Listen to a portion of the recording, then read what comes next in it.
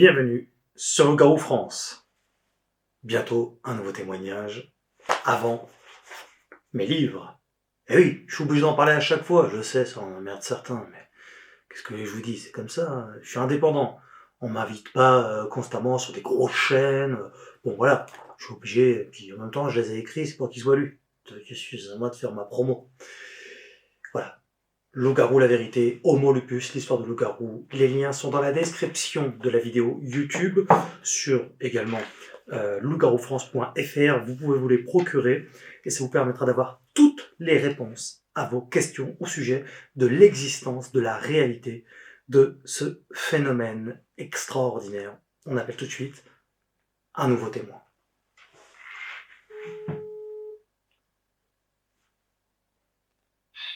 Oui. Salut, c'est Morgane de Loup-Garou France. Ouais, salut. Merci beaucoup d'accepter de témoigner. Alors, tu as vécu une aventure un peu singulière. Oui. C'était quand? C'était il y a 3 semaines.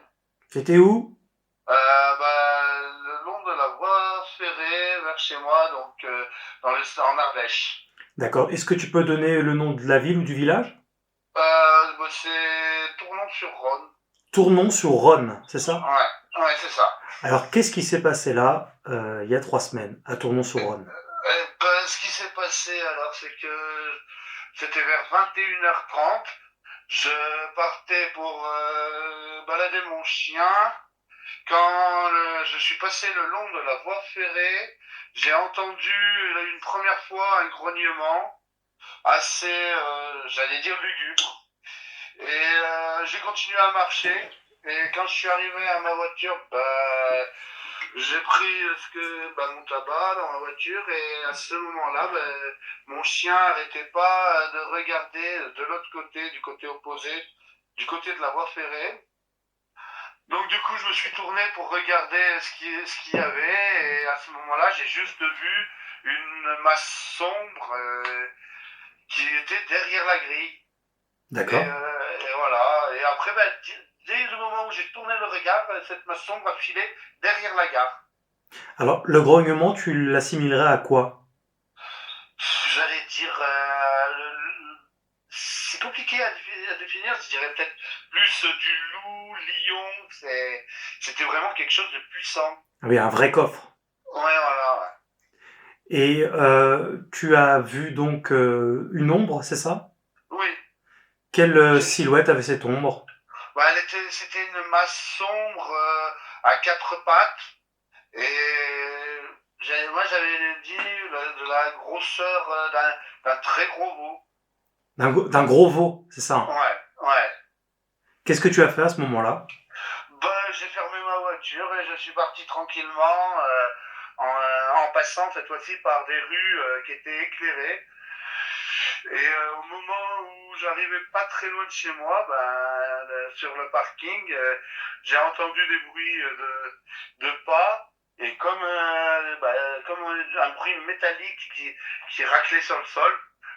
Moi, ça m'avait pensé en fait aux griffes qui crissent sur le goudron. Oui. Donc du coup, j'ai pas cherché à me retourner, j'ai accéléré, je suis rentré rapidement chez moi. Alors, quand tu as pris la voiture justement pour partir, tu as fait un long trajet ou pas? En fait, non, c'était juste pour aller chercher quelque chose dans ma voiture. Ah d'accord, ok, qu'on comprenne bien. Et est-ce que lorsque tu as entendu ce grognement et tu as vu la silhouette de cette bête, tu n'as pas voulu aller vers la créature, prendre une vidéo? Non. Vu le grognement que j'avais entendu avant, Oui, non, oui. j'en avais pas très envie d'aller voir ce que c'était. Ton chien réagissait, hein, c'est ça? Oui, lui, il n'arrêtait pas de fixer. Et puis, quand la silhouette a commencé à partir, il s'est aplati sur le sol et il voulait plus bouger. Ah oui, oui. Il y a des champs, des forêts pas loin? Oui, on est très proche de la campagne. On va dire à 700-800 mètres, il y a la vigne et les forêts. Des vignes? Ah oui, oui, d'accord, oui, Ouais. ok. Oui, donc c'est pas la pleine ville comme, je veux dire, Paris ou tout. Non, Ouais. non, on n'est proche de la campagne. Tu avais déjà entendu ce type d'histoire par chez toi? Non, pas par chez moi, non, j'avais pas encore entendu ce genre de choses.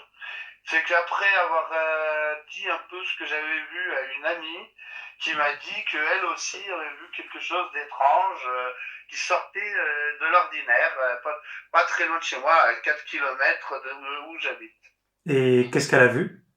Ah ben, elle l'identifiait à un chamois, mais voilà, qui a une masse sombre, qui avait un pelage noir, gris.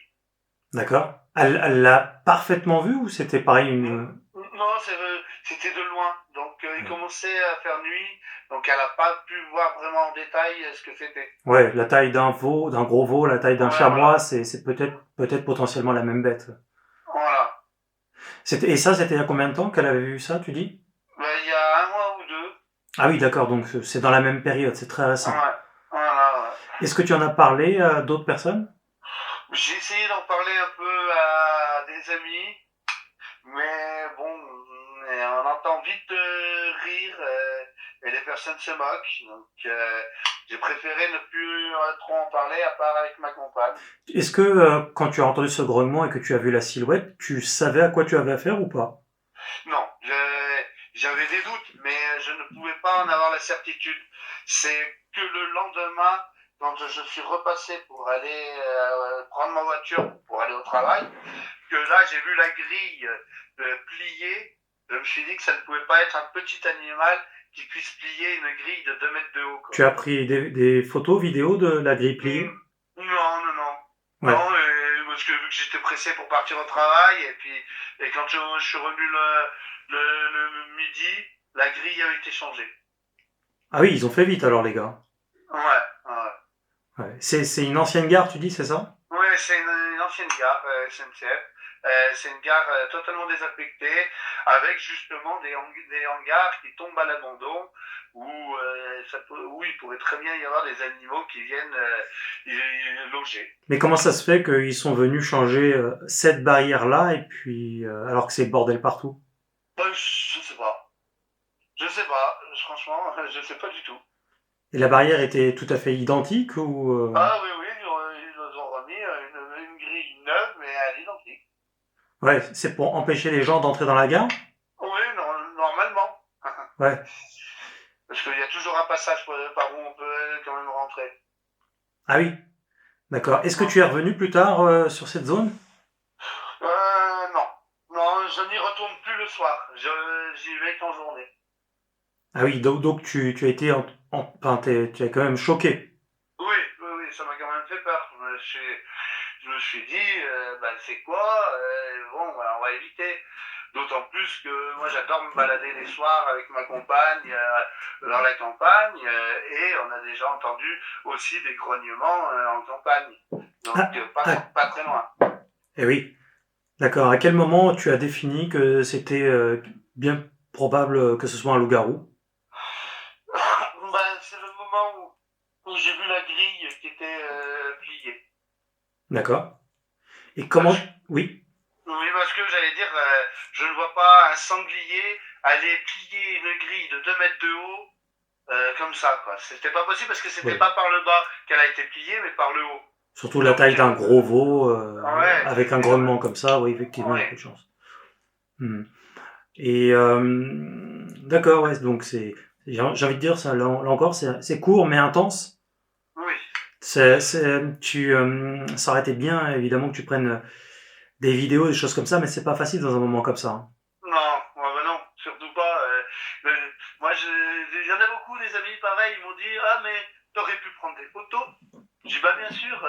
On pense plutôt d'abord à soi avant de se dire ouais je vais prendre des vidéos. Absolument, absolument. C'est un comportement naturel. Ah et puis bon, en plus voir la masse sombre encore, j'en ai juste vu ça. Mais au moment où j'ai compris que je sais pas que si ce qui voulait, ce que cette chose voulait, si elle me prenait en chasse ou pas, j'ai préféré courir et pas me retourner. Oui, parce qu'au moment précis, à ce moment précis, tu savais pas que c'était un loup-garou, quoi. Bah non. J'ai vu que je suis proche de la ville, j'ai pensais que ça pouvait être un gros chien ou je ne sais quel animal, quoi. Un chien, ouais, plutôt énorme avec un coffre Ah oui, énorme. voilà. Mais, et tu as pris connaissance de l'existence du loup-garou de quelle façon? Alors, moi, je suis un passionné depuis tout petit des loups et des loups-garous. D'accord.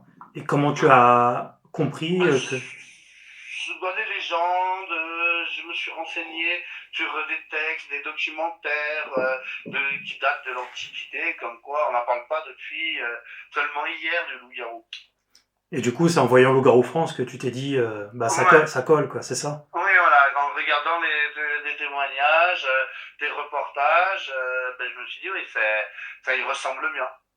Bah ouais, je vois pas ce qui pourrait faire la taille d'un gros veau, effectivement, avec un coffre pareil, qui en plus démonte une grille. Donc, reste à savoir ce qu'il foutait là. Alors, il devait chercher à bouffer, à mon avis, Oui, je pense, hein, ça, c'est de l'instinct primaire, quoi. oui, oui. Et ben, encore, ben là, ce week-end, je suis allé me balader et j'ai vu encore des traces dans la forêt.